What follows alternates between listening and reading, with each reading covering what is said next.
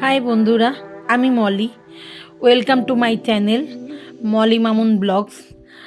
আজকে চলে এলাম নতুন একটা ভিডিও নিয়ে গণেশ চতুর্থীর। তোমরা দেখো আমি কাল কিভাবে আমার গণেশের পুজো করেছিলাম।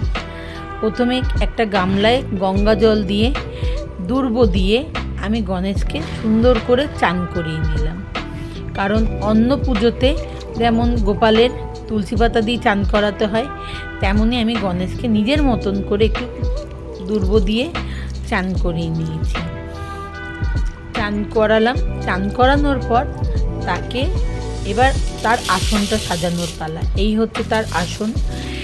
একটা থালায় আমি কিছুটা আতপ চাল, গোবিন্দভোগ আতপ চাল নিয়েছি। প্রায় তিন মুঠোর ওপরেই আমি আতপ চালটা নিয়ে তাতে 21টা গুনে 21টা দুব্ব দিয়েছি। দুব্ব একটু কম ছিল বলে, নাইলে পুরো থালাটাই দুব্ব দিয়ে ভরাতাম। দিয়ে একটা থালায় আমি জল, ফুল আর দুব্ব দিয়ে সাজিয়েছি। দিয়ে এবার গনুকে আমি বসিয়ে দিলাম। দেখো এইভাবেই গণেশ পুজো করে আমি জেনেছি, তাই সেইভাবেই আমি গণেশকে অভিষেক করিয়ে তার জায়গা দিলাম। এই হচ্ছে 1 দুব্ব, মানে যেখানে 21টা দুব্ব রাখা রয়েছে। এবার এই আসনে, ওর জন্য আগেই আসনটা তৈরি করেছিলাম, সেই আসনে ওকে আমি বসিয়ে নিলাম। বসিয়ে নিয়ে এইবারে আমি সুন্দর করে গুছিয়ে, মাথার পেছনটা কিরম ফাঁকা ফাঁকা লাগছিল দেখো। এইবার এইটা আমি দিলাম। দেখো এইটা দেওয়ার পর মাথার পেছনটা ভালো লাগছে না? বলো, জায়গাটা সুন্দর লাগছে না? আমি এইটা সুন্দর করে দিয়ে ওকে সুন্দর করে বসিয়ে এইবার ফুলের মালা পরিয়ে নিলাম। আমি দুর্বর মালা পরাতে পারিনি বলে ওর মালায় আমি 21টা দুর্বের আটি করে যথারীতি দেখো একদম ওর পায়ের সাথে যাতে লেগে থাকে, সেই জন্য এই 21টা দুর্ব আমি দিয়ে নিলাম। দিয়ে মালার সাথেই একসাথে মানে যোগ করে আমি মালাটা তৈরি করেছিলাম। তৈরি করে এবার আমি মালাটা ওর গলায় পরিয়ে দিলাম। জানি না, হাতের আটিটা দেখো খুলে গেছে, বাঁধাই ছিল, খুলে গিয়েছে 21টার দুব্বর আটিটা। যাই হোক, এবার আমি সুন্দর করে গুছিয়ে নিয়ে এবার যেখানটাতে আসনটা পেতেছি তার নিচটাতে একটা সুন্দর করে শাস্ত্রীয়াকাল এঁকে নিলাম।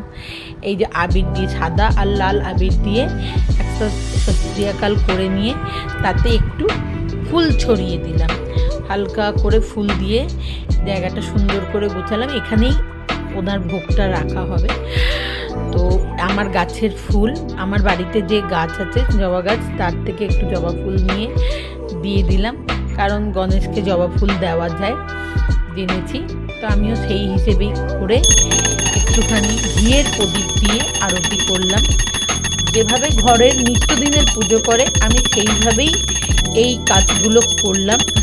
এই আরতিটা একটু ঘিয়ের প্রদীপ, একটু মোমবাতি, একটু কর্পূর জেলে আমি ঘন্টা বাজিয়ে নিজের মতন, মনের মতন করে গনুকে ডাকার চেষ্টা করলাম, যাতে ও আমাকে, আমার পরিবারকে সিদ্ধি দেয়। আমি ওর কাছে এটাই মনস্কামনা জানিয়ে ওকে বললাম।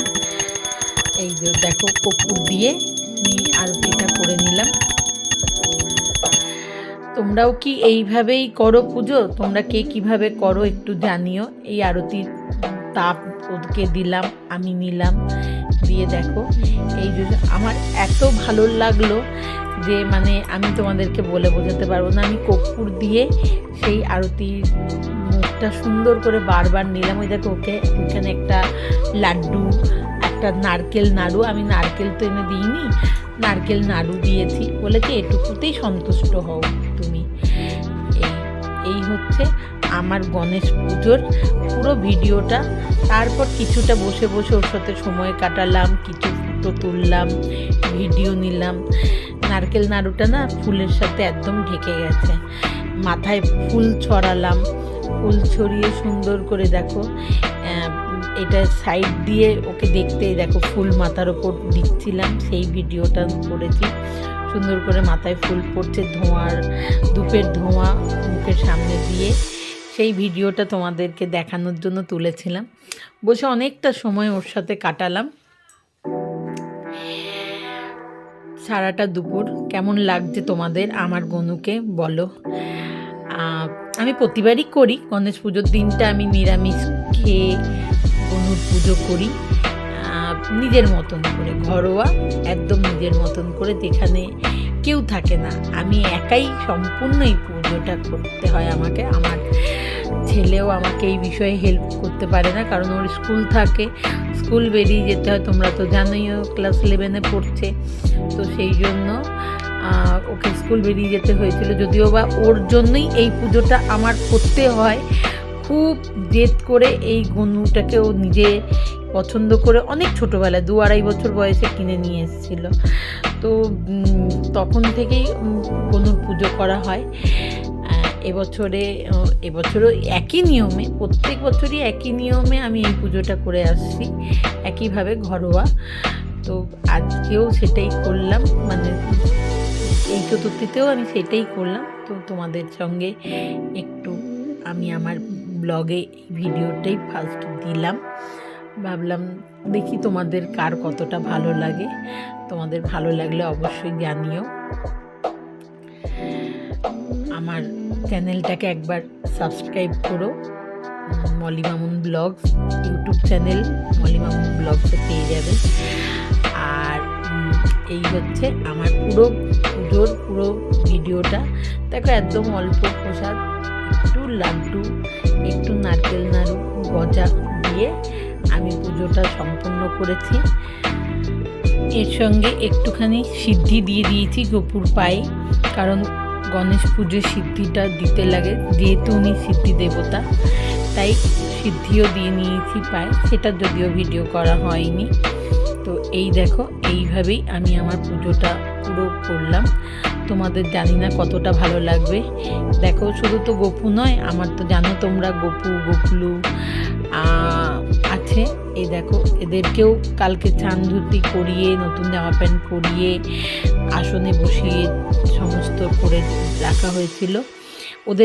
ওদের দুপুরের খাবার হয়ে গেছিলো, কিন্তু তাও ওদেরকে একটুখানি গনুর সাথে সাথে লাড্ডু দিলাম, ওরাও নিয়ে বসলো একসাথে, সবাই মিলে একসাথে সবাই, মানে খুব সুন্দর করে জায়গাটা সাজিয়ে আমি পুজোটা করবার চেষ্টা করেছি। এই হচ্ছে আমার কালকে পুরো সিংহাসনের জায়গাটার একটা দৃশ্য।